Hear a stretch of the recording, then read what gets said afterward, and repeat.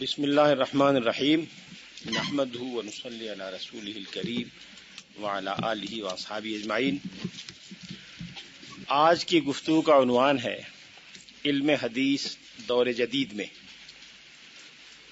اس گفتگو سے دو چیزیں پیش کرنا مقصود ہیں۔ ایک تو اس غلط فہمی یا کم ہمتی کی تردید کہ علم حدیث پر جو کام ہونا تھا وہ ماضی کے سالوں میں یا ماضی کی صدیوں میں ہو چکا، اور آج علم حدیث پر نہ کسی کام کی ضرورت ہے اور نہ کوئی نیا کام ہو رہا ہے۔ محدثین کے یہ کارنامے سن کر ایک خیال یہ ذہن میں آ سکتا ہے کہ جتنا کام ہونا تھا وہ ہو چکا، جو تحقیق ہونی تھی وہ ہو چکی، اب مزید نہ کسی کام کی ضرورت ہے اور نہ کسی تحقیق کی۔ یہ غلط فہمی دور ہو سکتی ہے اگر مختصر طور پر یہ دیکھ لیا جائے کہ آج کل علم حدیث میں کتنا کام ہو رہا ہے اور اس میں مزید کن کن کاموں کے امکانات ہیں اور کیا کیا کام آئندہ ہو سکتے ہیں۔ دوسری وجہ اس گفتگو کی یہ ہے کہ بہت سے ایسے اہل علم اور تحقیق کے طلباء جو کوئی کام کرنا چاہتے ہیں، علم حدیث کو اپنے مطالعے کا موضوع بنانا چاہتے ہیں، ان میں سے بہت سے طلباء کو یہ خیال پیدا ہوتا ہے کہ اگر علم حدیث پر کوئی نئی تحقیقی کاوش شروع کی جائے تو وہ کیا ہو، کن موضوعات پر ہو اور کن خطوط پر ہو۔ آج کی گفتگو میں انہی دو اسباب کی وجہ سے بعض گزارشات پیش خدمت ہیں۔ 20ویں صدی کو اگر ہم دور حاضر یا دور جدید قرار دیں تو اندازہ ہوتا ہے کہ 20ویں صدی میں علم حدیث میں ایک نئی سرگرمی پیدا ہوئی ہے اور علم حدیث پر کام کرنے کے نئے نئے میدان اور نئے نئے موضوعات سامنے آئے ہیں۔ خاص طور پر دنیا عرب میں اہل علم کی ایک بہت بڑی تعداد نے علم حدیث پر ایک نئے انداز سے کام کا آغاز کیا اور تحقیق اور علمی کاوش کے ایسے ایسے نمونے دنیا کے سامنے رکھے جو علم حدیث کی تاریخ میں ایک نئے دور کا نقطہ آغاز کہے جا سکتے ہیں۔ عرب دنیا میں بہت سی یونیورسٹیز کے شعبہ اسلامیات نے اور بہت سی اسلامی یونیورسٹیوں نے، جامعات اسلامیہ نے علم حدیث کے موضوع پر ایسے نئے نئے تحقیقی مقالات تیار کرائے ہیں جنہوں نے علم حدیث کے ان تمام گوشوں کو ازسر نو زندہ کر دیا ہے جن کو ایک طویل عرصے سے لوگوں نے نظر انداز کیا ہوا تھا۔ ایک عام تاثر یہ تھا کہ رجال اور جرح و تعدیل پر جتنا کام ہونا تھا وہ ہو چکا ہے، احادیث مرتب ہو چکی، مدون ہو چکی، کتابی شکل میں مرتب ہو کے ہم تک پہنچ چکی۔ اب ازسر نو فن رجال پر غور کرنے یا جرح و تعدیل کے مباحث کو دوبارہ چھیڑنے سے کوئی خاص فائدہ نہیں ہوگا، نہ اس کی ضرورت ہے۔ جزوی طور پر یہ بات درست ہے، ایک حد تک میں اس سے اتفاق کرتا ہوں کہ احادیث مرتب ہو چکی، کتابوں کی شکل میں مدون ہو چکی، احادیث کا درجہ متعین کیا جا چکا، اور کم و بیش 99% احادیث کے بارے میں یہ تحقیق ہو چکی کہ ان میں سے کس حدیث کا روایتی اعتبار سے، فن رجال اور سند کے اعتبار سے کیا درجہ ہے۔ اس لیے اس موضوع پر تو کسی نئی تحقیق یا کسی نئے نتیجے کا سامنے آنا بہت بعید از امکان ہے، لیکن اس کے یہ معنی نہیں ہے کہ خود علم رجال اپنی اہمیت کھو چکا ہے یا علم جرح و تعدیل کی اب کوئی اہمیت نہیں رہی اور یہ ماضی کا ایک بھولا بسرا علم ہے جس کو ایک آثار قدیمہ کے طور پر تو پڑھا جا سکتا ہے، ایک زندہ علم اور ایک مسلسل حرکت پذیر علم کے طور پر اس کی اہمیت اب نہیں رہی۔ میں اس سے اتفاق نہیں کرتا۔ علم رجال، علم روایت، علم سند اور علوم حدیث آج بھی ویسے ہی زندہ علوم ہیں جیسے آج سے 1000 سال پہلے یا 1200 سال پہلے تھے، اور ان میں تحقیق کے ایسے ایسے نئے گوشے ابھی موجود ہیں جو اہل علم کی اور طلباء حدیث کی توجہ کا مستحق ہیں۔ علامہ اقبال کا ایک شعر ہے جو شاید ایسے ہی کسی موقع کے لیے انہوں نے کہا ہوگا، فارسی میں ہے: گما مبر کے بپایاں رسید کار مغاں، گما مبر کے بپایاں رسید کار مغاں، ہزار باد ناخوردہ در رگ طاقست۔ یہ مت سمجھو کہ انگور کے خوشے سے شراب نچوڑنے والے کا کام ختم ہو چکا ہے، ابھی تو انگور کے خوشوں میں ہزاروں شرابیں ہیں جو نچوڑی جانی باقی ہیں، جن کو ابھی نکال کے لوگوں کے سامنے پیش کرنا ہے۔ یہی معاملہ علم حدیث کا ہے کہ علم حدیث کے تمام علوم و فنون میں تحقیق کے ایسے ایسے گوشے ابھی موجود ہیں جن پر کام کرنے کی ضرورت ہے، اور اہل علم ان پر کام کر رہے ہیں۔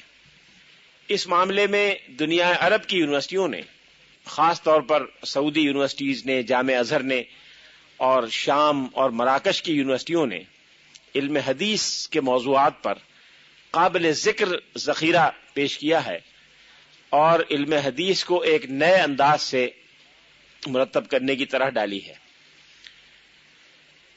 ان حضرات کے نام لیے جائیں تو گفتگو بڑی طویل ہو جائے گی جنہوں نے علم حدیث کو نئی جہتوں سے نوازا ہے۔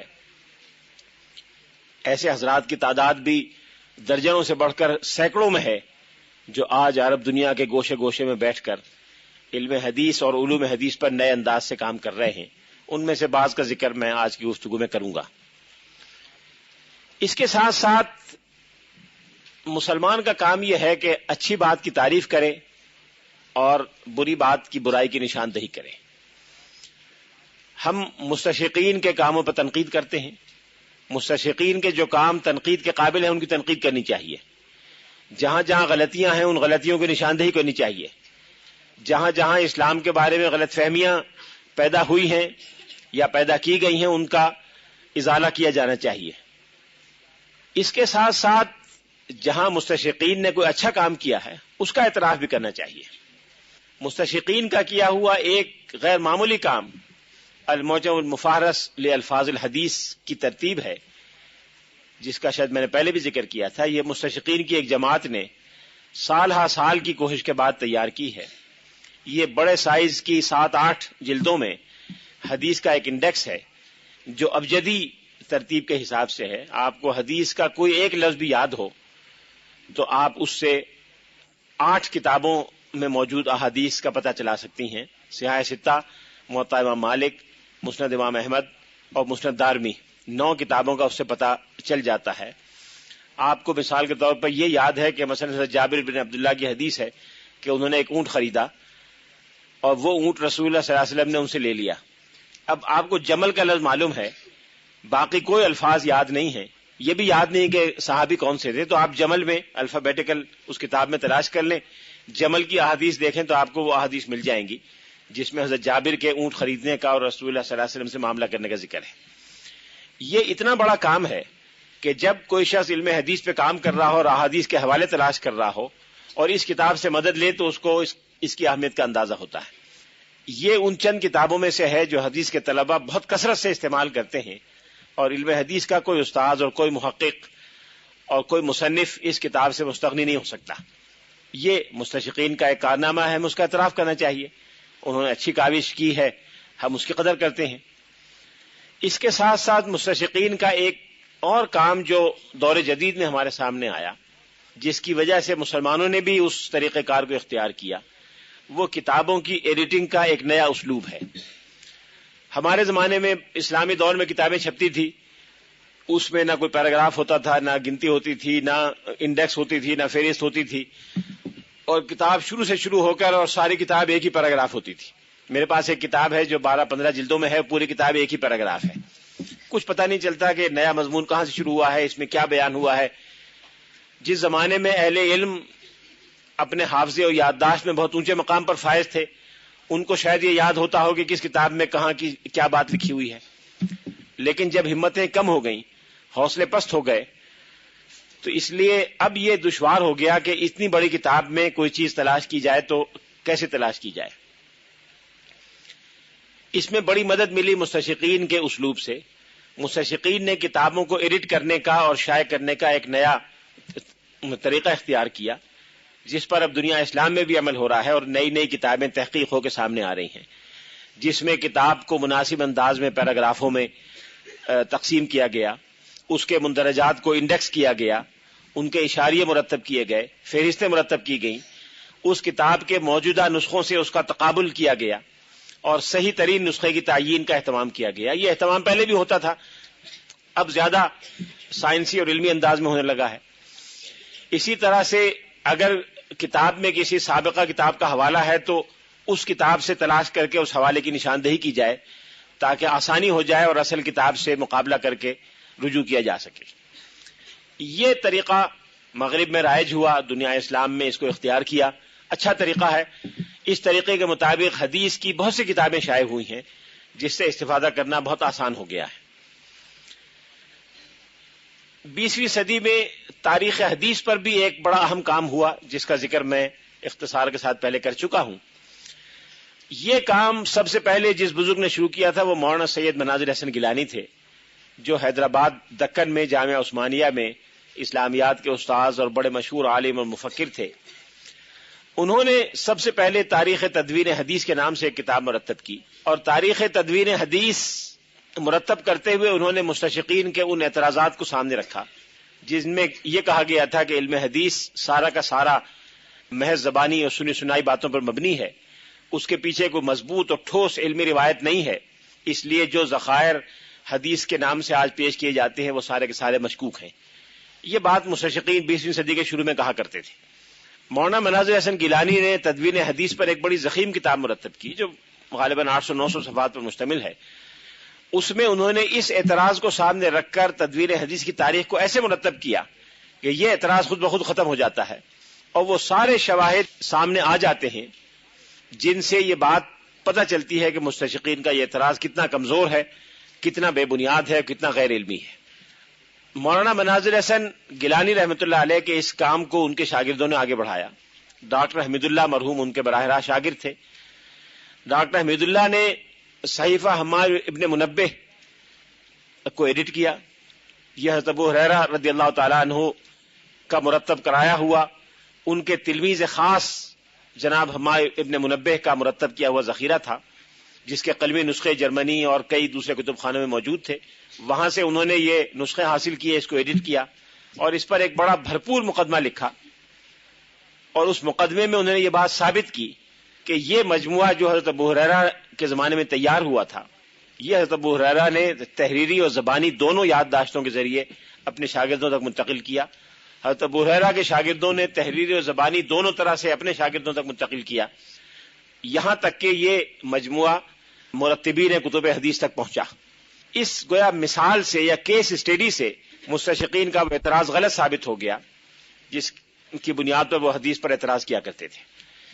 اس طرز استدلال کو اور لوگوں نے بھی آگے بڑھایا. ڈاکٹر فؤاد سیزگین کا میں ذکر کر چکا، جنہوں نے اسلامی علوم کی تاریخ پر ایک انتہائی بھرپور اور غیر معمولی تاریخ ساز کام کیا ہے جو آئندہ کئی سو سال لوگوں کے لیے مشعل ہدایت اور رہنمائی بنے گا.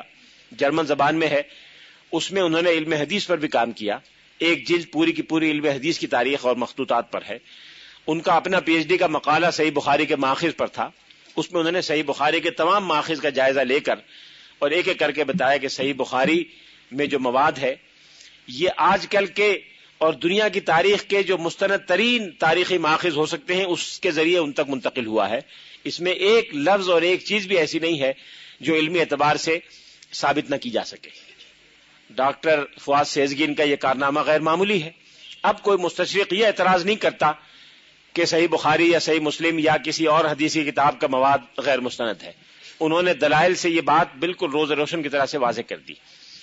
یہی بات ڈاکٹر مصطفیٰ اعظمی نے، ڈاکٹر ضیاء الرحمان اعظمی نے اور ان جیسے کئی دوسرے حضرات نے بیان فرمائی ہے. یہ سارا کا سارا کام 20ویں صدی میں ہوا ہے. 20ویں صدی ہجری نے گویا ایک نیا اسلوب تاریخ حدیث کے مطالعے کا دیا، جس کے نتیجے میں یہ کام ہوا جن کے نمائندہ ترین شخصیتیں یہ 5-6 حضرات ہیں جن کے میں نے نام لیے. قدیم مخطوطات کی جتنی اشاعت 20ویں صدی میں ہوئی اتنی ماضی کے شاید پورے دور میں نہ ہوئی ہو. بعض کتابیں ایسی تھی کہ علم حدیث میں ان کا بڑا مقام تھا لیکن وہ مقبول نہیں ہو سکیں. ان کے مخطوطات بہت کم دستیاب ہوتے تھے.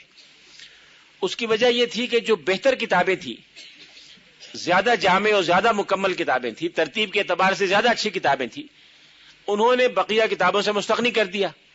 عام طلبہ کو ان کتابوں کی ضرورت نہیں تھی. چونکہ طباعت کا زمانہ نہیں تھا اس لیے وہ کتابیں زیادہ رائج نہیں ہو سکیں اور قدیم مخطوطات میں رہیں یا چند اہل علم تک محدود رہیں. اور عام طور پر اہل علم ان کتابوں سے واقف نہیں ہوتے تھے. مثلا مصنف عبدالرزاق کا میں نے ذکر کیا. مصنف عبدالرزاق، امام عبدالرزاق کی بڑی جامع کتاب ہے، اتنی جامع کہ حدیث کے چند جامع ترین مجموعوں میں سے ایک مجموعہ ہے. صحابہ اور تابعین کے اقوال اور فتاوا کا بہت بڑا ماخذ ہے، لیکن اس کے مخطوطے بہت محدود تھے، کہیں کہیں تھے، عام طور پہ ملتے نہیں تھے. درسی کتاب نہیں تھی کہ ہر جگہ آسانی سے اس کے نسخے مل جائیں. علماء حدیث کو عام طور پہ ضرورت نہیں پڑتی تھی، اس لیے کہ طلباء کو پڑھانے کے لیے صحاح ستہ کافی تھیں اور ان کی شرحیں کافی تھی. اب 20ویں صدی کے وسط کے قریب کے زمانے میں ایک بڑے مشہور بزرگ جن کا تعلق ہندوستان سے تھا، حیدرآباد دکن میں رہے، مولانا حبیب الرحمان اعظمی، انہوں نے حدیث کی درجنوں کتابیں ایڈٹ کی اور ایڈٹ کر کے عرب دنیا میں چھپوائیں. آج وہ پوری دنیا میں عام ہیں. ہمارے ہندوستان میں گجرات کے صوبے کے ایک بزرگ تھے، مولانا احمد میاں سملکی. سملک شاید کوئی گاؤں تھا گجرات میں، وہاں کے رہنے والے تھے.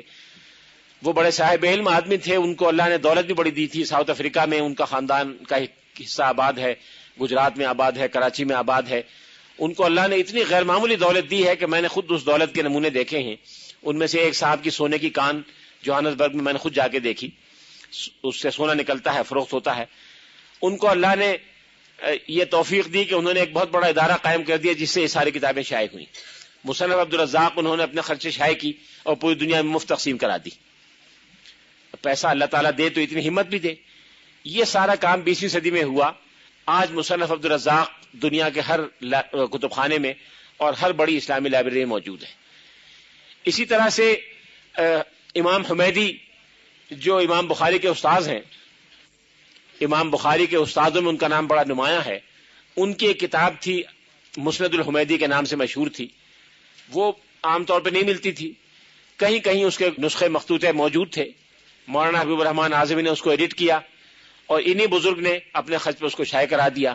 آج وہ دنیا کے ہر گوشے میں موجود ہے، ہر جگہ ملتی ہے. امام بزار، ابو بکر بزار جو ایک بڑے مشہور محدث تھے جن کی کتاب ہے مسند بزار، ان کے زوائد پر ایک پرانی کتاب چلی آ رہی تھی جس کا نام تھا کشف الاستار عن زوائد البزار. وہ مولانا حبیب الرحمان اعظمی نے ایڈٹ کر کے شائع کر دی. اس طرح کی درجنوں کتابیں ہیں جو بہت سے اہل علم نے، ان سب کا میں نام لوں گا، اللہ تعالیٰ ان کو جزائے خیر دے تو گفتگو لمبی ہو جائے گی. لیکن عرض کرنے کا مقصد یہ ہے کہ 20ویں صدی اس اعتبار سے علم حدیث کی تاریخ میں نمایاں ہے کہ وہ مواد جو ابتدائی 2-3 صدیوں میں جمع ہوا تھا، 3ری-4 صدی ہجری تک آ گیا تھا، وہ بعد کے سالوں میں 5ویں صدی سے لے کر 6 صدی سے لے کر اور 13ویں صدی تک لوگوں کے لیے اکثر و بیشتر دستیاب نہیں رہا. وہ ان ایکسیسیبل ہو گیا اور عام لوگوں کو ملتا نہیں تھا. بعض کتب خانوں میں موجود تھا اور اہل علم جا کر استفادہ بھی کیا کرتے تھے، لیکن 20ویں صدی میں یہ سب کتابیں چھپ کے عام ہو گئیں اور لوگوں تک پھیل گئیں. شام کے ایک بزرگ ہیں ڈاکٹر نور الدین عطر عین تیرے، انہوں نے علم حدیث پر بڑا قابل قدر کام کیا ہے اور کئی پرانی کتابیں انہوں نے ایڈٹ کر کے شائع کر دی ہیں. خطیب بغدادی کی کتابیں 20ویں صدی میں شائع ہوئیں. اسی طرح سے ہمارے سابقہ مشرقی پاکستان مرحوم کے بنگلہ دیش کے ایک بزرگ تھے ڈاکٹر معظم حسین، جو وہاں شعبہ عربی کے صدر تھے. انہوں نے امام حاکم کی معرفت علوم الحدیث آج سے 50-60 سال پہلے ایڈٹ کر کے شائع کرائی تھی اور قاہرہ میں شائع ہوئی تھی. وہ اب دنیا میں ہر جگہ عام ہے اور ہر جگہ ملتی ہے. اسی طرح سے 20ویں صدی میں بعض نئے موضوعات پر لوگوں نے کام کیا اور علم حدیث کا ایک نئے انداز سے مطالعہ کیا. اس میں سے ایک مثال میں آپ کو دیتا ہوں، بڑی دلچسپ ہے، جس سے اندازہ ہوگا کہ علم حدیث پر اس نئے انداز سے بھی کام اب شروع ہوا ہے. آپ نے فرانسیسی مشہور مصنف ڈاکٹر مورس بکائی کا نام سنا ہوگا. ڈاکٹر مورس بکائی فرانس کے رہنے والے ہیں، وہاں کی میڈیکل ایسوسی ایشن کے صدر تھے اور بہت بڑے ہارٹ اسپیشلسٹ ہیں، سائنٹسٹ بھی ہیں، میڈیکل سائنس کے بڑے ماہر ہیں. یہ شاہ فیصل مرحوم کے ذاتی معالج تھے اور شاہ فیصل مرحوم کا علاج کرنے کے لیے وقتاً فوقتاً ان کو ریاض بلایا جاتا تھا. ایک مرتبہ ریاض بلایا گیا تو یہ ہوٹل میں ٹھہرے سرکاری مہمان کے طور پر، اور کئی روز تک شاہ فیصل سے ملاقات کا وقت طے نہیں ہو سکا. تو یہ ہوٹل میں ٹھہرے رہے اور ظاہر بادشاہ سے ملاقات کا کسی وقت بھی امکان تھا تو یہ اپنے کمرے میں رہے، کہیں باہر بھی نہیں گئے اس خیال سے کہ کہیں فون کال آئے گی تو چلے جائیں گے. وہاں ہوٹل کے کمرے میں قرآن پاک کا ایک نسخہ انگریزی ترجمے کے ساتھ رکھا ہوا تھا. انہوں نے وقت گزاری کے لیے اس کی ورق گردانی شروع کر دی. ظاہر عیسائی تھے، کبھی قرآن پاک پڑھنے کا اتفاق نہیں ہوا تھا. اس کی ورق گردانی کی، انگریزی ترجمے کی، تو اس میں خیال ہوا کہ قرآن پاک میں بعض ایسے بیانات آئے ہیں جو سائنسی اہمیت کے بیانات ہیں، جن کی نوعیت سائنسی ہے. مثلا بارش کیسے برستی ہے مثال کے طور پر، اور اس طرح کے معاملات ہیں. انسان کی ولادت کی تفصیلات کا تذکرہ ہے. چونکہ وہ خود میڈیکل سائنس کے ماہر تھے، سائنس ان کا مضمون تھا، انہوں نے ان بیانات کو زیادہ دلچسپی سے نوٹ کرنا شروع کیا. ایک مرتبہ پڑھنے کے بعد دوبارہ پڑھا تو ان مقامات پہ نشان لگاتے گئے. چند دن وہاں رہے، اس طرح سے پورا قرآن پاک کئی مرتبہ پڑھ لیا ترجمے کے ساتھ، اور اس طرح کے بیانات نوٹ کر لیے.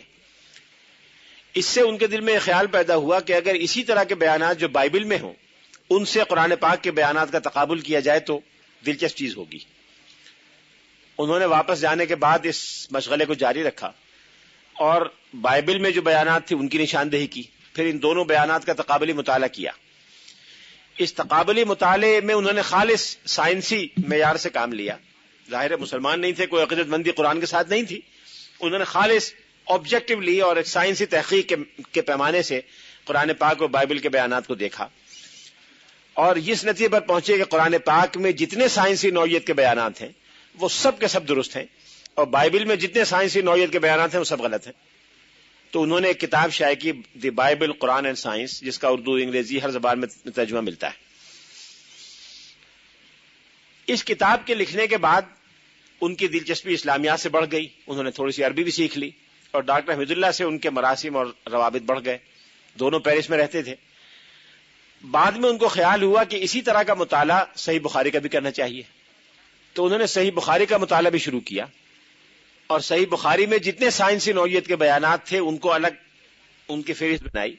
غالباً 100 اس طرح کے بیانات انہوں نے منتخب کیے، اور ان 100 بیانات کا ایک ایک کر کے جائزہ لینا شروع کیا، اور یہ دیکھا کہ ان میں سے کس بیان کے نتائج سائنسی تحقیق میں کیا نکلتے ہیں. یہ سب بیانات جمع کر کے ان پر غور کرنے کے بعد انہوں نے ایک مقالہ لکھا جو ڈاکٹر حمید اللہ صاحب مرحوم کو دکھایا. ڈاکٹر حمید اللہ صاحب نے یہ واقعہ مجھے براہ راست سنایا، اس لیے میں آپ سے بیان کر رہا ہوں. ڈاکٹر حمید اللہ صاحب نے وہ مقالے کو پڑھا تو اس میں لکھا ہوا تھا کہ صحیح بخاری کے جو 100 بیانات میں نے منتخب کیے ہیں ان میں سے 98 بیانات تو سائنسی ایگزامینیشن میں یا سائنسی تحقیق میں صحیح ثابت ہوتے ہیں، 2 بیانات غلط ہیں. وہ جو 2 بیانات غلط ہیں ان میں سے ایک یہ ہے کہ حضور علیہ الصلوۃ والسلام نے فرمایا، صحیح بخاری میں آیا ہے کہ جب تم میں سے کسی ایک کھانے میں مکھی گر جائے تو اس کو اندر ڈبو کے پھر نکالے، اس لیے کہ مکھی کے ایک پر میں شفا ہوتی ہے، ایک میں بیماری ہوتی ہے، تو دونوں پروں کو اس میں ڈبو تاکہ شفا والا حصہ بھی کھانے میں ڈوب جائے، اور جب وہ گرتی ہے تو بیماری والا پر پہلے ڈالتی ہے.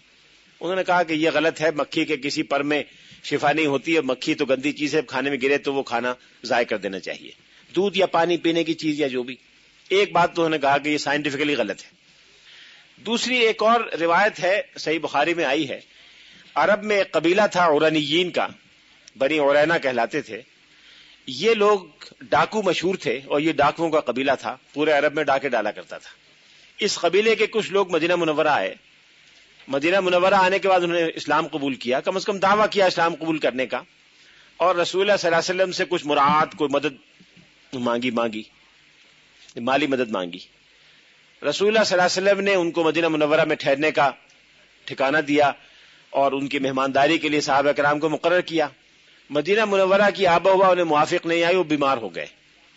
بیماری کی تفصیل یہ بتائی گئی کہ ان کے رنگ زرد ہو گئے، ان کے پیٹ پھول گئے، اور ایک خاص انداز کا بخار جس کو آج کل یلو فیور کہتے ہیں وہ ان کو ہو گیا. جب یہ بیماری دیکھی تو رسول اللہ صلی اللہ علیہ وسلم نے ان سے فرمایا کہ تم مدینے کے باہر فلاں جگہ جاؤ. مدینے سے کچھ فاصلے پر ایک جگہ تھی جہاں بیت المال کے سرکاری اونٹ رکھے جاتے تھے جو سرکاری خزانے میں ہوتے تھے. وہاں اونٹوں کا ایک باڑہ تھا بہت بڑا، وہاں چلے جاؤ، وہاں جا کے رہو، اور وہاں اونٹ کا دودھ بھی پیو، اونٹ کا پیشاب بھی پیو. چنانچہ انہوں نے یہ علاج کیا، چند روز وہاں رہے، ان کو شفا ہو گئی. جب ان کو شفا حاصل ہو گئی، طبیعت ٹھیک ہو گئی، تو وہ وہاں جو صاحب متعین تھے حضور علیہ الصلوۃ والسلام کی طرف سے چوکیدار، ان کو قتل شہید کر دیا اور بیت المال کے اونٹ لے کر فرار ہو گئے.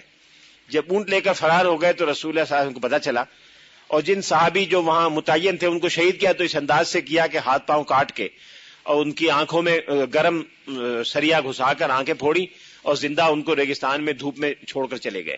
ریگستان میں پھینک دیا، بیچارے تڑپ کے شہید ہو گئے، 2-3 حضرات تھے۔ تو حضور علیہ الصلوۃ والسلام کو بڑا دکھ ہوا، غیر معمولی، صحابہ کو غصہ آیا کہ حضور نے ان کا پیچھا کرایا، صحابہ کو بھیجا اور وہ گرفتار ہو کے آئے اور ان کو قصاص میں قتل کر دیا گیا۔ یہ واقعہ صحیح بخاری میں بیان ہوا ہے۔ اس پر مورس بکائی نے ڈاکٹر احمد اللہ سے کہا کہ یہ بھی درست نہیں ہے، سائنسی اعتبار سے یہ غلط ہے، اس لیے کہ پیشاب تو جسم کا ریفیوز ہے، انسانی جسم خوراک کا جو حصہ قبول نہیں کر سکتا اسے جسم سے خارج کر دیتا ہے، تو ہر مشروب کا وہ حصہ جو انسانی جسم کے لیے ناقابل قبول ہے وہ جسم سے خارج ہو جاتا ہے، تو وہ انسانی جسم کے لیے قابل قبول نہیں ہے، لہٰذا یہ بھی غلط ہے۔ ڈاکٹر احمد اللہ صاحب نے ان سے فرمایا کہ میں تو نہ سائنسداں ہوں نہ میڈیکل ڈاکٹر ہوں، اس لیے میں تو سائنسی اعتبار سے میں کچھ نہیں کہہ سکتا آپ کے ان دلائل کے بارے میں، لیکن ایک عام آدمی کے طور پر میرے کچھ شبہات ہیں، ان کا آپ جواب دیں تو پھر آپ اس کو شائع کر دیں۔ ڈاکٹر صاحب نے کہا کہ میں نے بچپن میں میٹرک میں سائنس کی 1-2 کتابیں پڑھی تھی، تو مجھے کسی نے یہ بتایا تھا کہ سائنسداں جب تجربے کرتا ہے تو اگر ایک تجربہ 2 مرتبہ صحیح ثابت ہو جائے، ایک تجربہ 2 مرتبہ صحیح ثابت ہو جائے تو سائنسداں اس کو 50% درجہ دے دیتا ہے، اور جب 3 مرتبہ صحیح ثابت ہو جائے تو اس کا اور درجہ بڑھ جاتا ہے، اور 4-5 مرتبہ کے تجربے میں کوئی چیز صحیح ثابت ہو جائے تو آپ کہتے ہیں 100% صحیح ہو گئی، حالانکہ آپ نے 100 مرتبہ تجربہ نہیں کیا ہوتا، ایک تجربہ 3-4 مرتبہ کرنے کے بعد آپ اسے 100% درست مان لیتے ہیں۔ انہوں نے کہا واقعی ایسا ہے، 4-5 مرتبہ کے تجربے میں ایک چیز آ جائے تو ہم کہتے ہیں 100% یہ صحیح ثابت ہو گئی۔ تو ڈاکٹر صاحب نے کہا جب آپ نے 100 بیانات میں سے 98 تجربہ کر کے درست قرار دے دیے تو پھر آپ ان بقیہ 2 تجربات کو بغیر تجربے کے کیوں نہیں مانتے، جبکہ 5 تجربے کر کے آپ 100% مان لیتے ہیں؟ یہ تو خود آپ کے معیار کے لحاظ سے غلط ہوا۔ انہوں نے اس کو تسلیم کیا کہ واقعتاً یہ غلط ہے۔ دوسرے ڈاکٹر صاحب نے فرمایا کہ میرے علم کی حد تک آپ میڈیکل سائنس کے ماہر ہیں، انسانوں کا علاج کرتے ہیں، آپ جانوروں کے یا حیوانیات کے ماہر نہیں ہیں، زوالوجی کے آپ ماہر نہیں ہیں، تو آپ کو یہ نہیں پتا کہ جانور دنیا میں کتنی قسم کے پائے جاتے ہیں، یہ آپ کا میدان نہیں ہے۔ اور زوالوجی میں ڈاکٹر صاحب نے کہا میں نہیں جانتا کہ زوالوجی میں کیا کیا چیزیں پڑھائی جاتی ہیں، لیکن اگر زوالوجی میں مکھیات کا کوئی شعبہ ہو، اور ڈاکٹر صاحب نے یہی لفظ استعمال کیا، اگر وہاں مکھیات کا کوئی شعبہ ہے تو آپ اس شعبے کے ماہر نہیں ہیں۔ کیا آپ کو پتا ہے کہ دنیا میں کتنی مکھیاں ہوتی ہیں؟ کیا آپ نے سروے کیا ہے کہ کس موسم میں کس علاقے میں کیسی مکھی ہوتی ہے؟ تو جب تک آپ عرب کی ساری مکھیوں کا، ہر موسم کی مکھیوں کا تجربہ کر کے اور ان کے ایک ایک جز کو ایگزامن کر کے لیبارٹری میں 50 سال لگا کے یہ نہ بتائیں کہ اس میں سے کسی میں زہر نہیں ہوتا، اس وقت تک آپ یہ کیسے مفروضہ قائم کر لیں کہ مکھی میں زہر یا شفا نہیں ہوتی؟ انہوں نے اس سے اتفاق کیا کہ واقعتاً مجھ سے غلطی ہوئی۔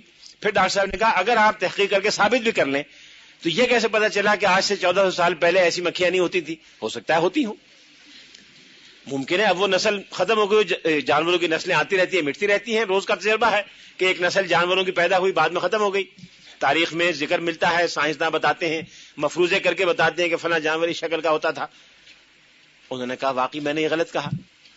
پھر ڈاکٹر صاحب نے کہا کہ جہاں تک اس کا تعلق ہے کہ اونٹ کا پیشاب پینے کا حضور نے حکم دیا، شریعت نے پیشاب کو ناپاک کہا ہے، بالکل صحیح ہے، انسانی بدن کا ریفیوز ہے، حیوانی بدن کا ریفیوز ہے، حیوانی بدن اسے قبول نہیں کر سکتا۔ لیکن ڈاکٹر صاحب نے کہا میں بطور ایک لے مین کے یہ سمجھتا ہوں کہ بعض بیماریاں ایسی ہیں جن کا علاج تیزاب سے بھی ہوتا ہے، جن کا علاج مختلف قسم کے ایسڈ سے ہوتا ہے، دواؤں میں کیا ایسڈ شامل نہیں ہوتے؟ انہوں نے کہا ہاں ہوتے ہیں۔ ڈاکٹر صاحب نے کہا کہ حیوانوں کے پیشاب میں کیا ایسڈ شامل نہیں ہوتا؟ کہا جی ہوتا ہے۔ تو ڈاکٹر صاحب نے کہا ہو سکتا ہے کہ بعض علاج جو آج پیور اور پاک ایسڈ سے آپ اپناتے ہیں، جس کو آپ پاک کہتے ہیں، ضروری نہیں کہ وہ اسلامی نقطہ نظر سے بھی پاک ہو، تو اگر عرب میں اس کا رواج ہو کہ کوئی نیچرل طریقے سے لیا ہوا کوئی ایسا لیکوئڈ جس میں تیزاب کی ایک خاص مقدار پائی جاتی ہو، وہ بطور علاج کے استعمال ہوتا ہو، تو اس میں کون سی بعید از امکان بات ہے، اس میں غیر سائنسی بات کیا ہے؟ پھر ڈاکٹر صاحب نے کہا کہ میں نے ایک کتاب پڑھی تھی آج سے کچھ سال پہلے، ایک انگریز سیاح تھا جو پورے جزیرہ عرب میں سیاحت کر کے گیا تھا، اس کا نام تھا ڈاؤٹی۔ ڈاؤٹی ایک مشہور سیاح تھا، 1924 25 26 کے سالوں میں اس نے جزیرہ عرب کا دورہ کیا تھا اور 2 کتابیں لکھی تھی جو بڑی زبردست کتابیں ہیں اور جزیرہ عرب کی جغرافیہ پر بہترین کتابیں سمجھی جاتی ہیں، ایک عربیہ ڈیزرٹا، ایک عربیہ پیٹرا، یعنی عربیہ جزیرہ عرب کا صحرائی حصہ اور جزیرہ عرب کا پتھری حصہ یعنی پہاڑی حصہ، عربیہ پیٹرا، عربیہ ڈیزرٹا۔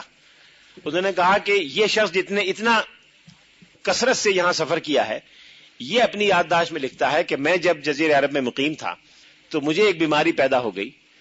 وہ بیماری ایسی تھی کہ میرا پیٹ پھول گیا, رنگ میرا زرد پڑ گیا, اور مجھے یلو فیور کی طرح کی ایک بیماری ہو گئی جس کا میں نے پوری علاج کروایا, دنیا میں ہر جگہ علاج کروایا, جرمنی میں کہاں کہاں, میں اس سے ٹھیک نہیں ہوا. آخر میں کسی جرمن بڑے ڈاکٹر نے مشورہ دیا کہ تم جہاں یہ بیماری لگی ہے وہیں جاؤ, ہو سکتا ہے وہاں کوئی فولکلور طریقے کا کوئی علاج ہو یا کوئی عوامی انداز کا علاج دیسی پایا جاتا ہو. جب میں واپس آیا تو جس بدو کو میں نے خادم کے طور پہ رکھا ہوا تھا اس نے دیکھا, اس نے کہا یہ بیماری آپ کب سے ہے؟ میں نے بتایا کئی مہینے سے ہے, بڑا پریشان ہوں, چلیے میرے ساتھ. وہ مجھے لے کے گیا اور ایک جگہ ریگستان میں اونٹوں کے باڑے میں لے جا کے کہا کہ آپ یہاں رہیں کئی دن اور یہاں اونٹ کے دودھ اور پیشاب کے علاوہ کچھ نہ پئیں. چنانچہ میں نے ایک ہفتے یہ علاج کیا, میں ٹھیک ہو گیا. مجھے بڑی حیرت ہے. اس نے کہا, ڈاکٹر صاحب نے کہا دیکھیے یہ 1925-26 کا ایک انگریز کا لکھا ہوا ہے, تو اس لیے ہو سکتا ہے سابقہ طریقہ علاج ہو. تو مورس بکائی نے دونوں اعتراضات تسلیم کیے اور اس مقالے کو اس نے شائع کیا. یہ واقعہ میں نے تفصیل سے اس لیے بیان کیا کہ علم حدیث میں ایک نیا پہلو ایسا ہے جو اس کے سائنسی مطالعے سے عبارت ہے. حدیث کی کتابیں سائنسی کتابیں نہیں ہیں, یہ ان کا درجہ گھٹانے کی بات ہے. حدیث کا درجہ بہت اونچا ہے کہ اس سے تجربے میں روزمرہ کے سائنسوں میں کام لیا جائے, لیکن اس میں جو بیانات ہیں وہ سارے کے سارے زبان رسالت سے نکلے ہوئے ہیں. اس لیے سائنسداں اگر اس پہ تحقیق کریں گے تو سائنس کے نئے گوشے ان کے سامنے آ سکتے ہیں, یا کم از کم ان کے ایمان اور عقیدے میں پختگی پیدا ہو سکتی ہے کہ رسول اللہ صلی اللہ علیہ وسلم نے آج سے 14 سال پہلے جو بات فرمائی تھی وہ آج سائنس کی میزان پوری اترتی ہے. اس نقطہ نظر سے اگر سائنس کے طلبہ علم حدیث کا مطالعہ کریں گے تو ان کو بہت سی نئی چیزیں سامنے آئیں گی. علم حدیث کا کچھ اور لوگوں نے نئے انداز سے مطالعہ شروع کیا ہے جس پر ابھی کام کا آغاز بھی صحیح معنوں میں نہیں ہوا. وہ یہ کہ بہت سی احادیث میں آپ نے دیکھا ہوگا کہ سابقہ کتابوں کے حوالے ہیں کہ تورات میں یہ آیا ہے, انجیل میں یہ آیا ہے, فلانی کتابوں میں یہ آیا ہے, سابقہ کتابوں میں یہ آیا ہے. آج ان کتابوں میں وہ حوالہ نہیں ملتا. اس سے مطالعہ مذاہب کا اور مذاہب کی تاریخ پر کام کرنے کا ایک نیا راستہ کھلتا ہے کہ رسول اللہ صلی اللہ علیہ وسلم نے وحی کی بنیاد پر سابقہ کتابوں کے مندرجات کے بارے میں جو باتیں ارشاد فرمائیں وہ کس حد تک آج کی کتابوں میں پائی جاتی ہیں اور نہیں پائی جاتی تو اس کے اسباب کیا ہیں. اس سے پتہ چلتا ہے کہ ان کتابوں میں انحراف یا تبدیلی ہوئی تو کہاں کہاں سے ہوئی, کن راستوں سے ہوئی. اس سے مطالعہ مذاہب کی ایک نئی جہت ہمارے سامنے آتی ہے. اسی طرح سے مطالعہ مذاہب میں وہ گوشے بھی حدیث کے ذریعے سامنے آتے ہیں جن میں مذاہب میں جو وہ تعلیمات ہیں جو دراصل اللہ تعالیٰ کی طرف سے اور انبیاء علیہ السلام کی طرف سے تھیں. مذاہب کے ماننے والوں کی تحریفات اور ملاوٹوں سے پہلے جو تعلیمات تھیں وہ واضح طور پر احادیث سے پتہ چل جاتی ہیں, جس سے پتہ چلتا ہے کہ مثلا تورات میں یہ تھا, بائبل میں یہ تھا, فلاں پیغمبر کی تعلیم میں یہ تھا, فلاں پیغمبر کی تعلیم میں یہ تھا. اس سے دنیا کے دوسری اقوام کے سامنے بھی مطالعے کی ایک نئی جہت روشن ہوتی ہے جس سے وہ فائدہ اٹھا سکتے ہیں. مسلمانوں میں جو اجتماعی علوم پیدا ہوئے, سوشل سائنسز پیدا ہوئے, تاریخ کا فن پیدا ہوا, ریاست اور معاشرت کے مطالعے کا فن پیدا ہوا, اس میں بہت بڑی مدد علم حدیث سے آج مل سکتی ہے. علم حدیث ایک نئی تہذیب کا مناد ہے. علم حدیث نے ایک نئی تہذیب کو جنم دیا جس کی بنیاد تعلیم اور فکر پر اور مطالعے پر تھی, جس کے کچھ نمونے آپ نے دیکھے. علم حدیث نے علم تاریخ کو ایک نئی جہت سے نوازا. اسلام سے پہلے ہسٹوریوگرافی یا تاریخ نویسی کا کوئی تصور نہیں تھا. اسلام نے پہلی مرتبہ, یہ بات میں نے پہلے دن عرض کی تھی کہ اسلام نے پہلی مرتبہ علم حدیث کے ذریعے انسان کو یہ پیغام دیا کہ سابقہ اقوام یا سابقہ زمانوں کے بارے میں معلومات اور تاریخ کو جمع کرنے کے لیے کتنی احتیاط سے کام لینا چاہیے. یہ وہ چیز ہے جس کی بنیاد پر مسلمانوں نے ایک نیا فن تاریخ مرتب کیا. ابن خلدون اور امام سخاوی کا میں نے ذکر کیا تھا جو ہسٹوریوگرافی میں ایک نئی جہت اور ایک نئے اسلوب کو شروع کرنے والے ہیں. یہ وہ نئے میدان ہیں جو آج علم حدیث کے مطالعے کے راستے ہمارے سامنے کھولتے ہیں. 20ویں صدی میں علم حدیث کے نئے مجموعے بھی مرتب ہوئے. نئے مجموعے ہر دور میں مرتب ہوتے رہے ہیں, اس وقت بھی ہو رہے ہیں, آئندہ بھی ہوتے رہیں گے. اور جیسے جیسے انسانوں کے مسائل بڑھتے جائیں گے, انسانوں کے سامنے نئے نئے مسائل پیش ہوتے جائیں گے, ان کو علم حدیث کے ذخائر کو نئے موضوعات کے لحاظ سے مرتب کرنے کی ضرورت پیش آتی رہے گی. ان میں سے کون سے مجموعے قابل ذکر ہیں ان کا حوالہ دینا بھی بڑا دشوار ہے, اس لیے کہ وہ اتنے لاتعداد ہیں, اتنے بے شمار ہیں کہ ان کی فہرست بھی نہیں بیان کی جا سکتی. جو 20ویں صدی میں مختلف زبانوں میں عربی، انگریزی، اردو، فارسی، ترکی، فرانسیسی، جرمن زبانوں میں مرتب ہوئے اور انہوں نے ہزاروں لاکھوں انسانوں تک علم حدیث کے ذخائر اور معلومات کو پہنچایا۔ آج جو نئے مجموعے قابل ذکر مرتب ہو رہے ہیں اور جن پر کام کرنے کی ضرورت ہے وہ نئے مسائل کے بارے میں مجموعے ہیں۔ مثال کے طور پر آج معیشت نئے انداز سے مرتب ہو رہی ہے۔ حدیث نبوی کی بنیادی کتابوں میں اور احادیث نبوی کے ذخائر میں ہزاروں ایسے ارشادات اور ہدایات موجود ہیں جن کا انسان کی انفرادی اور اجتماعی معاشی زندگی سے یعنی مائکرو اکنامک اور میکرو اکنامک پہلو سے بڑا گہرا تعلق ہے۔ بعض حضرات نے ایسے مجموعے مرتب کیے ہیں۔ ہمارے دوست ہیں محمد اکرم خان صاحب، انہوں نے علم حدیث کے ذخائر کو تلاش کر کے 2 جلدوں میں وہ احادیث یکجا کی ہیں جو معاشیات سے متعلق ہیں، لیکن ابھی اس پر طویل کام کی ضرورت ہے۔ نئے نئے مجموعے جو اب شائع ہوئے ہیں ان کو کنگھال کر اس مواد کو ایک ساتھ کرنے کی ضرورت ہے۔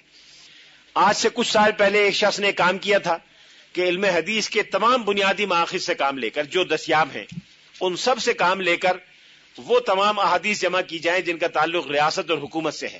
تو اتنا ذخیرہ تیار ہوا جس میں سینکڑوں حدیث موجود ہیں جو بالواسطہ یا بلا واسطہ ریاست اور ریاست کے اداروں سے متعلق ہیں۔ بظاہر حدیثی کتابیں آپ پڑھیں تو 100 احادیث میں ایک مشکل سے ملے گی جس کا تعلق ریاست اور حکومت سے ہو، لیکن سارے مجموعوں کا جائزہ لیا گیا تو اتنی تعداد میں احادیث دستیاب ہوئی جس سے کئی جلدیں مرتب ہو سکتی ہیں۔ پھر بقیہ موضوعات کا آپ خود اندازہ کر لیں۔ تہذیب و تمدن کی اساس کس بنیاد پر بنتی ہے، قوموں کا عروج و زوال کیسے ہوتا ہے، سابقہ محدثین نے یہ موضوعات نہیں رکھے، انہوں نے اور موضوعات رکھے تھے، لیکن اس سارے مواد کو اس طرح سے ری کاسٹ یا ری ارینج کریں تو نئے نئے علوم و فنون سامنے آئیں گے۔ اس لیے علم حدیث کے نئے انداز سے مجموعے مرتب کرنے کی ضرورت ہے جن میں آج کے دور کی تہذیبی، تمدنی، سیاسی، معاشی، اجتماعی، اخلاقی، روحانی ضروریات کے مطابق مجموعے مرتب کیے۔ ابتدائی صدیوں میں جب اسلام کے عقائد پر فقہاء اسلام و متکلمین اسلام کام کر رہے تھے کہ عقائد پر جو اعتراضات یا حملے یونانیوں کی طرف سے ہو رہے تھے یا جو شبہات ایرانی اور ہندوستانی فلسفہ یا نظریات سے واقف لوگ بیان کر رہے تھے، ان اعتراضات کا جواب علماء نے، متکلمین نے احادیث کی روشنی میں دیا۔ آج وہ اعتراضات نہیں ہو رہے، آج قدیم یونانی فلسفہ ختم ہو گیا، آج قدیم ایرانی تصورات مٹ گئے دنیا سے، قدیم ہندوانہ تصورات مٹ گئے، آج نئے انداز سے حملے ہو رہے ہیں۔ آج مغربی ایپسٹیمولوجی کے حوالے سے اسلام پر اعتراضات ہو رہے ہیں، آج مغربی سائیکالوجی نبوت پر اعتراض کر رہی ہے۔ آج کی سائیکالوجی نبوت کو بطور ماخذ علم کے نہیں مانتی، وحی کو بطور مصدر علم کے نہیں مانتی۔ تو آج علم حدیث کے ذخائر کو اس انداز سے مرتب کرنے کی ضرورت ہے کہ اسلام کی ایپسٹیمولوجی مکمل ہمارے سامنے آ جائے، جو اعتراضات اسلام کے عقائد پر ہو رہے ہیں اس کا جواب ان احادیث کے ذریعے سامنے آ جائے۔ اسی طرح سے علم حدیث میں آپ نے دیکھا ہوگا، حدیث کی کوئی کتاب دیکھیں تو اس میں سابقہ انبیاء علیہ السلام کا ذکر ہے، سابقہ انبیاء کے واقعات کا ذکر ہے، سابقہ اقوام کا ذکر ہے، انبیاء علیہ السلام کے معاصر، ان کے ماننے والے اور مخالفت کرنے والے دونوں کے تذکرے ملتے ہیں۔ آج کل کے مستشرقین فن تاریخ کے نقطہ نظر سے، آرکیالوجی کے نقطہ نظر سے اور آثار قدیمہ کے نقطہ نظر سے ان پہ اعتراضات کر رہے ہیں۔ ان اعتراضات کا جواب بھی احادیث میں مل جاتا ہے، لیکن ان احادیث میں ان جوابات کو سامنے لانے کی ضرورت ہے، اس کے لیے نئی ترتیب درکار ہے، نئے مجموعے مرتب کرنے کی ضرورت ہے۔ اس لیے یہ چند وہ مثالیں ہیں جس سے اندازہ ہوگا کہ نئے انداز سے مجموعوں کی ضرورت ہمیشہ ہوتی رہے گی اور نئے نئے مجموعے لوگ مرتب کرتے رہیں گے۔ ماخذ یہ ذخائر رہیں گے جو ائمہ اسلام نے 458 تک مرتب کیے۔ 5ویں صدی ہجری تک جو مجموعے ہو گئے وہ تو بنیادی ماخذ ہیں، وہ تو پاور ہاؤس ہے جہاں سے آپ کو کنیکشن ملتا رہے گا، لیکن اس کنیکشن سے آپ نئی نئی مشینیں چلائیں، نئے نئے کام لیں، نئے نئے انداز سے روشنی پیدا کریں، نئی نئی گلیاں روشن کریں، یہ کام ہمیشہ ہوتا رہے گا، وہ پاور ہاؤس اپنی جگہ موجود رہیں گے۔ جس طرح سے متن حدیث کو نئے انداز سے مرتب کرنے کی ضرورت ہے، اسی طرح سے علم حدیث کی نئی شرح لکھنے کی ضرورت ہے، نئی کمنٹریز لکھنے کی ضرورت ہے۔ پرانی کمنٹریز پرانے سیاق و سباق میں ہیں، نئی کمنٹریز نئے سیاق و سباق میں ہوں گی۔ اس میں جو پرانی شرحیں ہیں ان کو نئے انداز سے پیش کرنے کا کام بھی ہوگا اور نئے مسائل کی نئی شرحیں بھی ہوں گی، نئے اعتراضات کے نئے جواب بھی ہوں گے۔ پرانے اعتراضات کے پرانے جواب بھی ہوں گے، پرانے اعتراضات کے نئے جواب بھی ہوں گے۔ یہ ایک نئی دنیا ہے جس پر ابھی کام کا شاید آغاز بھی نہیں ہوا، یا آغاز ہوا ہے تو ابھی پہلا قدم اٹھایا گیا۔ کتنے دن یہ چلے گا، کتنے 100 سال یہ عمل چلے گا، ہم نہیں کہہ سکتے۔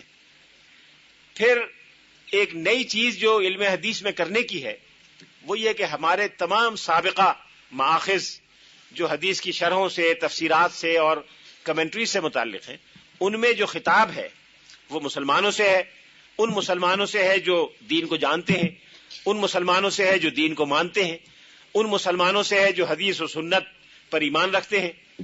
اس لیے شرح لکھنے والا بہت سی چیزوں کے بارے میں یہ فرض کر کے لکھتا ہے کہ یہ سب چیزوں کو پڑھنے والے مانتے ہیں۔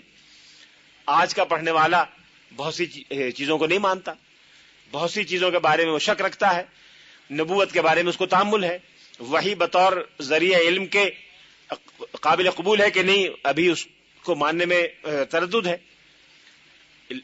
لہذا جب آج کے دور میں حدیث کی کوئی شرح بیان کی جائے گی تو ان سوالات کا جواب پہلے دیا جائے گا۔ ماضی کے شارحین حدیث جزیات کا جواب دیا کرتے تھے، کلیات لوگوں کے نظر میں قابل قبول تھیں پہلے سے، کلیات کو ماننے والے بھی نہیں ہیں، جزیات کو ماننے والے بھی نہیں ہیں، تو پہلے کلیات کا جواب دیا جائے گا، پھر جزیات کا جواب دیا جائے گا۔ اس طرح سے نئی انداز کی شرحیں نئے مخاطبین کو سامنے رکھ کر اور نئے مسائل کے لحاظ سے درکار ہوں گی۔ ایک نیا میدان جو علم حدیث کے باب میں سامنے آیا ہے اور جس پر بڑا کام ہوا ہے لیکن ابھی نامکمل ہے، وہ حدیث کی کمپیوٹرائزیشن ہے۔ حدیث کی کمپیوٹرائزیشن پر کئی جگہ کام ہو رہا ہے۔ لندن میں ایک ادارہ آج سے 20 سال پہلے بنا تھا، اسلامک کمپیوٹنگ سینٹر۔ میں نے خود بھی دورہ کیا، وزٹ کیا۔ وہاں کے ایک صاحب یہاں پاکستان بھی آئے تھے، اس زمانے میں صدر ضیاء الحق صاحب سے ملے۔ اس کے بعد سعودی عرب میں یہ کام شروع ہوا۔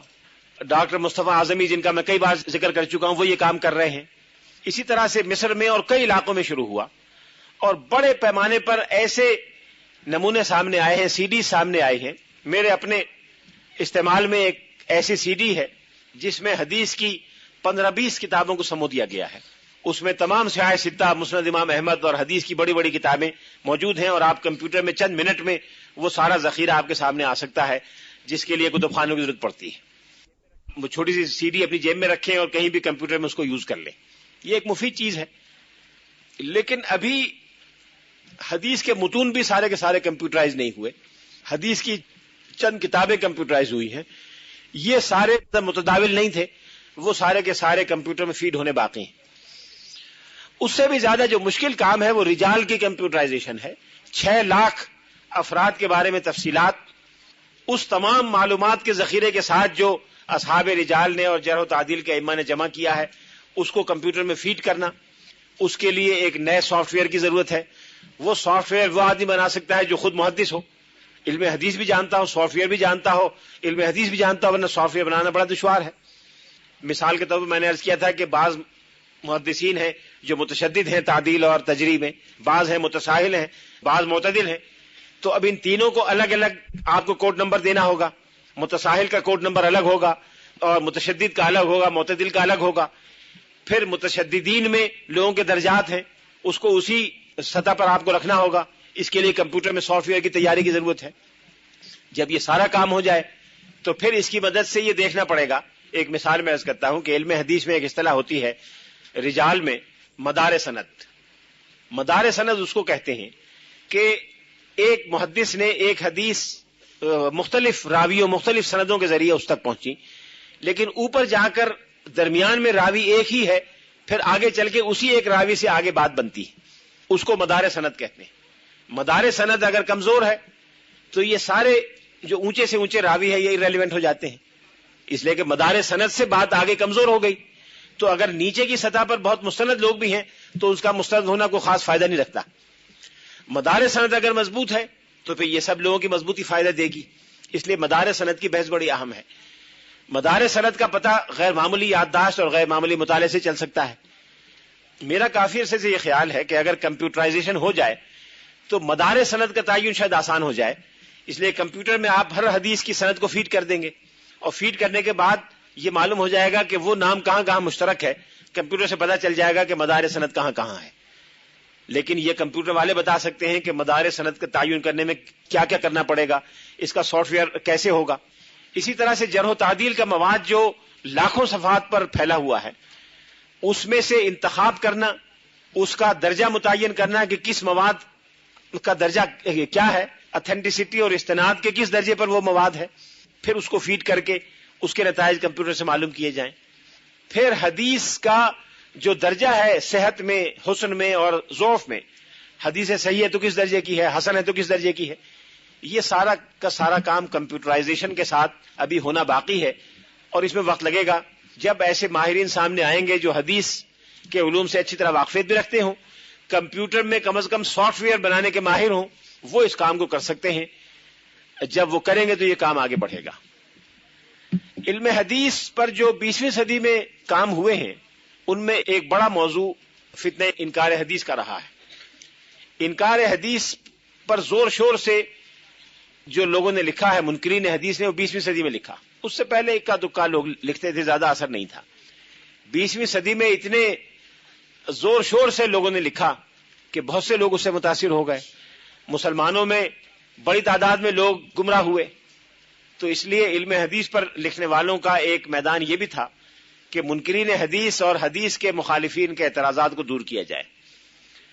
لیکن حدیث کے مخالفین بھی بڑے باہمت لوگ ہیں اور بڑے اونچے حوصلے والے ہیں۔ ایک اعتراض کا جواب ملتا ہے، دوسرا پہ، تیسرا پہ، چوتھا پہ، پانچواں، اس کو لاتے رہتے ہیں، اور اس حوصلہ مندی کے ساتھ ساتھ تھوڑے سے بے حیا بھی معلوم ہوتے ہیں اور شاید ڈھیٹ بھی معلوم ہوتے ہیں۔ بہت سے ایسے اعتراضات جن کا جواب دیا جا چکا، ان کو دوبارہ دہراتے رہتے ہیں، اس خیال سے کہ شاید اس شخص کو وہ جواب معلوم نہ ہو۔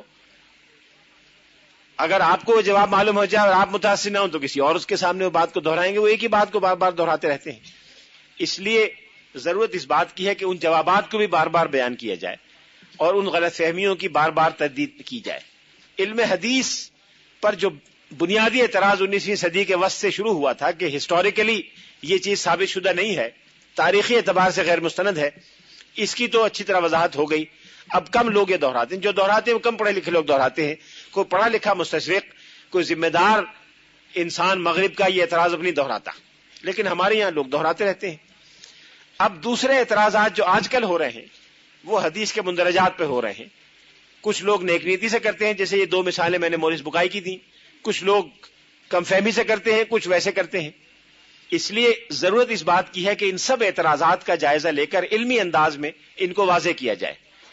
میں اعتراضات کا جواب دینے کے اس طریقے کو صحیح نہیں سمجھتا کہ پہلے آپ اعتراض نقل کریں پھر اس کا جواب دیں، یہ صحیح نہیں ہے۔ آپ اصل بات کو اس طرح بیان کریں کہ اعتراض پیدا نہ ہو، یہ زیادہ دیرپا ہوتا ہے اور زیادہ مؤثر طریقہ ہے۔ اعتراض بیان کر کے جواب دینا یہ صحیح طریقہ نہیں ہے۔ یہ کام ہیں جو ابھی باقی ہیں۔ علم حدیث پر بعض اعتراضات یہ ایسے ہیں جو کم فہمی یا علم حدیث کی اہمیت سے ناواقفیت کی وجہ سے ہوتے ہیں۔ اس طرح کے اعتراضات آج سے نہیں ہو رہے، شروع سے ہو رہے ہیں۔ سنن ابو داؤد میں روایت ہے حضرت سلمان فارسی کی کہ حضرت سلمان فارسی سے کسی یہودی نے، مدینے میں یہودی اس وقت رہتے تھے، بڑے طنز و استہزاء مذاق سے پوچھا کہ کیا تمہارے رسول تمہیں ہگنے مودنے کا طریقہ بھی بتاتے ہیں؟ انہوں نے کہا ہاں بتاتے ہیں، آپ نے بتایا کہ استنجا کرو تو ایسے کرو۔ اس کو کوئی اس پہ ناراضی نہیں ظاہر کی، ناپسندیدگی ظاہر نہیں کی، اس کے طنز کو طنز کے طور پہ نہیں لیا، کہا کہ ہاں وہ ہمیں ہر طریقہ سکھاتے ہیں، اچھی بات بتاتے ہیں، آپ نے فرمایا کہ استنجے کے یہ آداب ہیں، اس طرح سے کیا کرو۔ یہ جو یہودی ذہنیت ہے یہ حضرت سلمان فارسی کے زمانے سے آج تک چلی آ رہی ہے، اور ہر دور میں یہودی اس طرح کے اعتراضات کرتے رہے۔ یہ ان تمام لوگوں کی ذمہ داری ہے جو علم حدیث کا علم رکھتے ہیں یا جن کو اللہ تعالیٰ نے علم حدیث سے دلچسپی عطا فرمائی ہے اور علم حدیث کا دفاع کرنے کی توفیق جن کو اللہ نے دی ہے۔ یہ چند باتیں تھیں جو میں آج کہنا چاہتا تھا۔ چند منٹ ہے، میں 4 سندیں آپ کو سنا دوں گا برکت کی خاطر، ایک موطا امام مالک سے، ایک صحیح بخاری سے، ایک صحیح مسلم سے اور ایک جامع ترمذی سے۔ یہ سند میری ذات سے لے کر رسول اللہ صلی اللہ علیہ وسلم کی ذات گرامی تک ہے۔